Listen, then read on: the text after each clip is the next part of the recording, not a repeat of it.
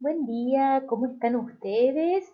En este video vamos a recuperar algunas cuestiones centrales en relación a la sintaxis y particularmente al análisis sintáctico. Para comenzar, tenemos que explicar qué es la sintaxis. La sintaxis es una parte de la gramática que se ocupa de las relaciones y funciones que las palabras tienen dentro de una oración. En este sentido, podríamos imaginar a la sintaxis como un juego de dominó en el que cada una de las piezas se relacionan o se disponen a partir de un determinado criterio. El análisis sintáctico es el que analiza dichas relaciones y funciones dentro de una oración y, por supuesto, todo esto permite o garantiza la coherencia y la cohesión del texto.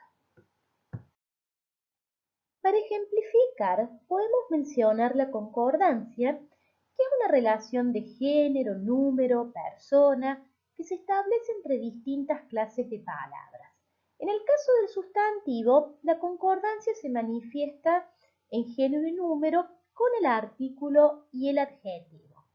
Por su parte, en lo referido al verbo, esta relación se establece entre persona y número, entre el verbo y el sustantivo. En el ejemplo que les presentamos, advertimos errores de concordancia, ya sea de género o número, en el artículo los y el adjetivo profundas, que modifican al núcleo del sujeto ríos. También entre el verbo desembocan y el sustantivo ríos en persona y número.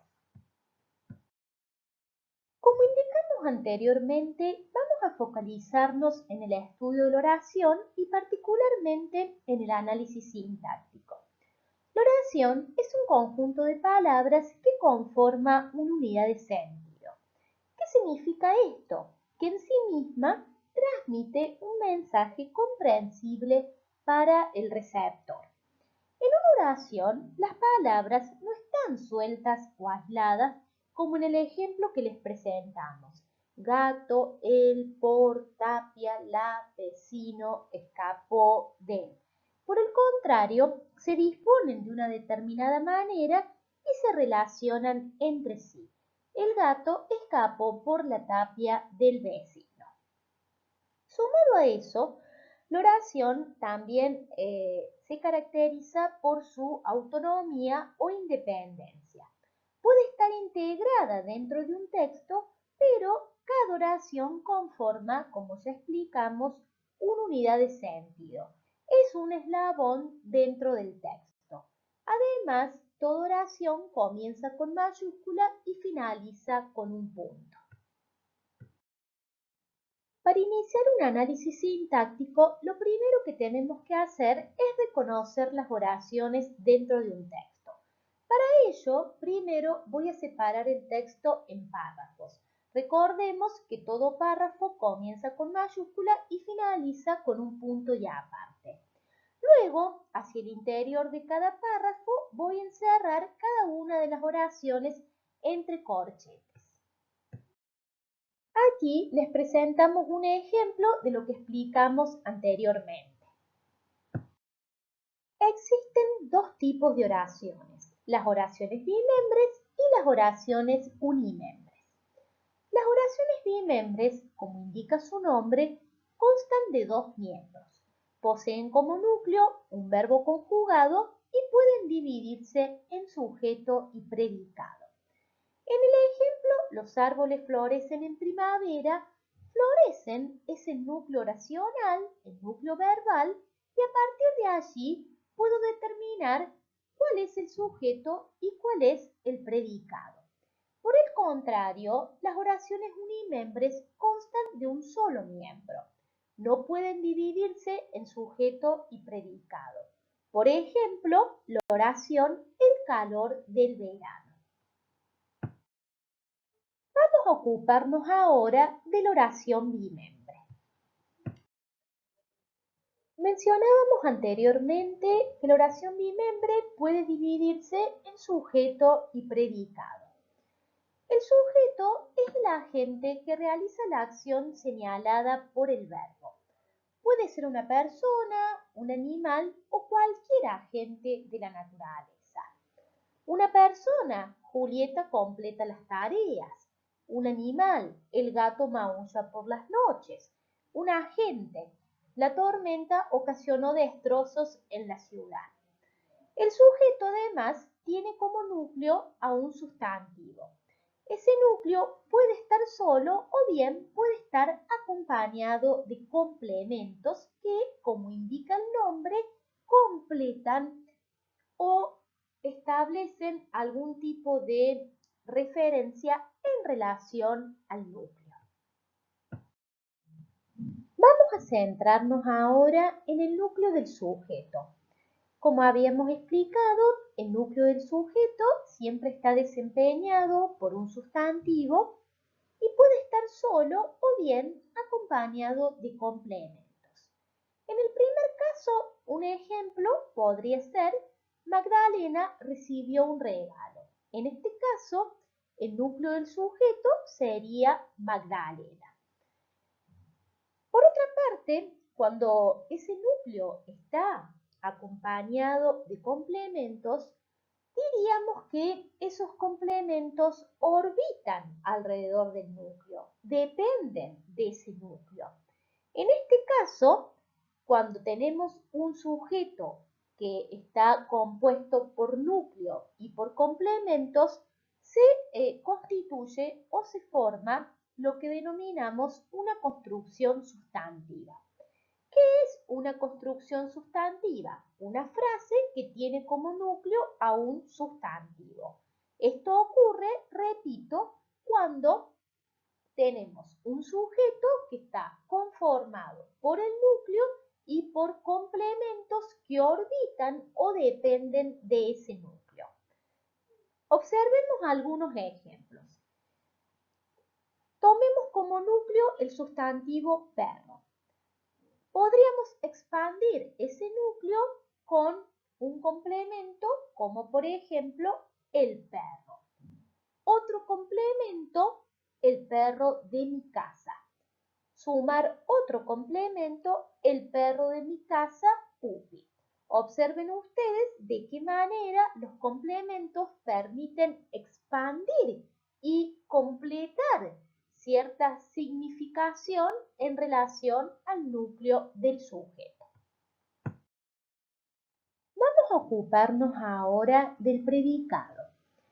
Como indica su nombre, el predicado expresa lo que se predica o se dice acerca del sujeto y tiene como núcleo un verbo conjugado. Además, el núcleo del predicado siempre concuerda en persona y número con el núcleo del sujeto. Observemos algunos ejemplos. En la oración mi hermana pasea Pupi, el sujeto, mi hermana, podría ser reemplazado por el pronombre personal ella, un pronombre personal de tercera persona del singular, que concuerda con el núcleo oracional pasea, un verbo que está en presente en tercera persona del singular.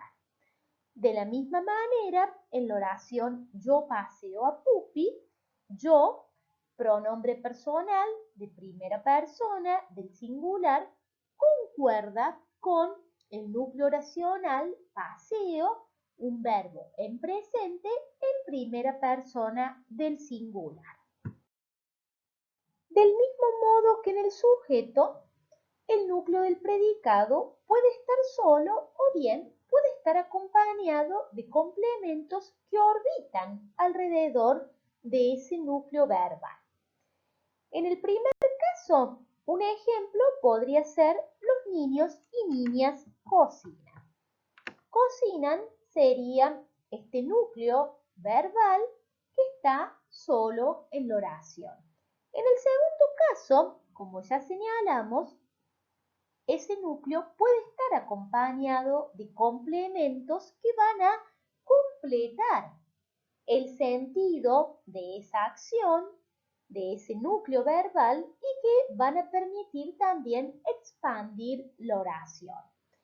Cuando el núcleo verbal está acompañado de complementos, se conforma entonces una construcción verbal. ¿Qué es una construcción verbal? Es una frase que tiene como núcleo a un verbo conjugado. Observemos aquí de qué manera se puede expandir el núcleo del predicado con complementos. Para eso, prestemos atención al núcleo cocina. Los niños y niñas cocinan una torta. Los niños y niñas cocinan una torta para la maestra. Los niños y niñas cocinan una torta para la maestra en la escuela. Los niños y niñas cocinan una torta para la maestra en la escuela por la mañana. Observen entonces de qué manera hemos podido ampliar y expandir la oración incorporando diferentes complementos al núcleo del predicado. ¿De qué manera podemos clasificar el sujeto y el predicado en una oración bimestre? Si el sujeto está presente en la oración, ese sujeto será un sujeto expreso. Mientras que si ese sujeto no está presente en la oración, entonces tenemos un sujeto tácito. Si el sujeto es expreso, puede ser simple o compuesto. Si es simple, posee un solo núcleo. Si es compuesto, puede tener dos o más núcleos. En el caso del predicado, el predicado puede ser verbal o no verbal. Un predicado es verbal cuando ese núcleo verbal está presente en la oración. En otros casos, el predicado es no verbal cuando ese núcleo o ese verbo conjugado no está presente en la oración, pero es posible reconstruirlo.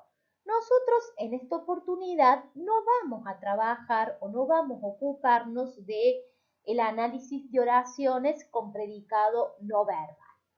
Cuando el predicado es verbal, puede contener un núcleo o varios núcleos. Si contiene un solo núcleo, entonces el predicado será simple, predicado verbal simple. Y si contiene dos o más núcleos, tendremos un ejemplo de predicado verbal compuesto.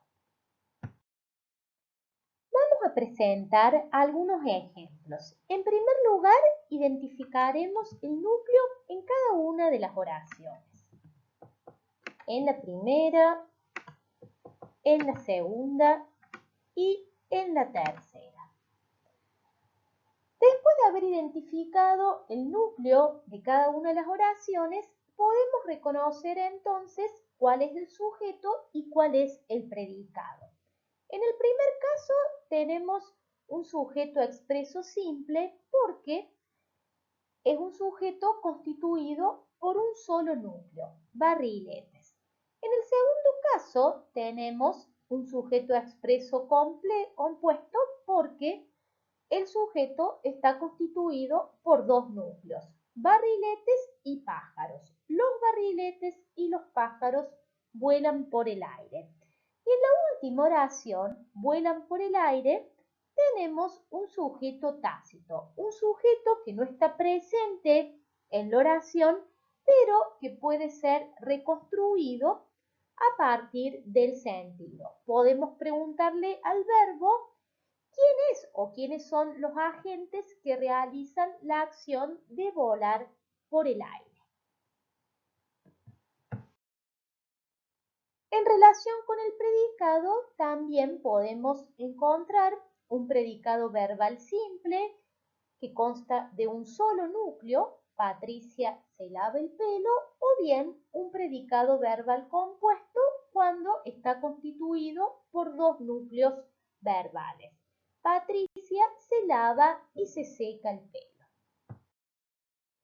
Hay que prestar atención a algunas situaciones. En primer lugar, tener en cuenta que el sujeto no necesariamente se ubica siempre al inicio de una oración.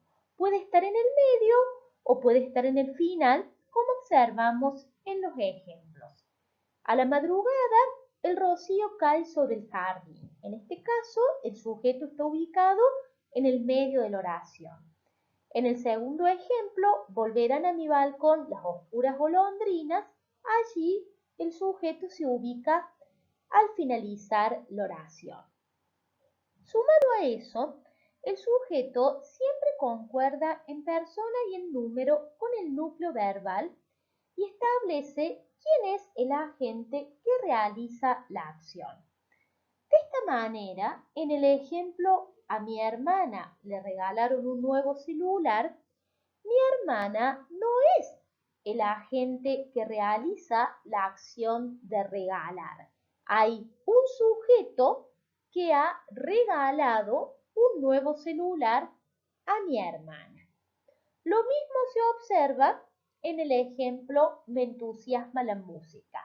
Es la música la que realiza la acción de entusiasmar o de entusiasmarme en este caso.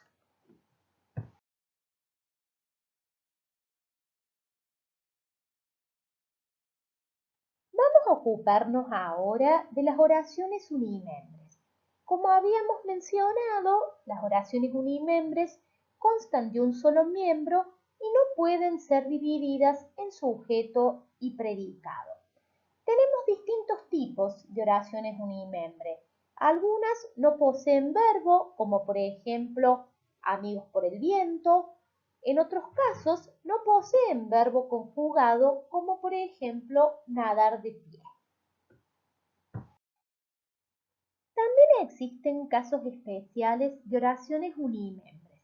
Oraciones que poseen un verbo conjugado, pero no podemos determinar quién es el sujeto que realiza la acción. Esto se observa en oraciones unimembres que expresan fenómenos climáticos meteorológicos, como por ejemplo llover, nevar, tronar, entre otros. O bien en aquellas oraciones unimembres que están construidas con verbos impersonales. Verbos ser, haber, hacer en tercera persona del singular. Aquí te presentamos algunos ejemplos. Tres viñetas de Mafalda en las que podemos reconocer oraciones unimembres construidas con verbos impersonales. En el primer caso hay sopa, el verbo haber, en el segundo hace calor, el verbo hacer y en el tercero es muy tarde, el verbo ser. En todos estos ejemplos sería muy difícil poder determinar quién es el sujeto que realiza esa acción. Por otra parte, tenemos otra viñeta en la que reconocemos una oración unimembre construida con verbos que aluden a fenómenos meteorológicos como por ejemplo llover. De esta manera cerramos nuestra presentación. Espero que hayan resultado claras las explicaciones. Muchas gracias por tu atención. Chau, chau.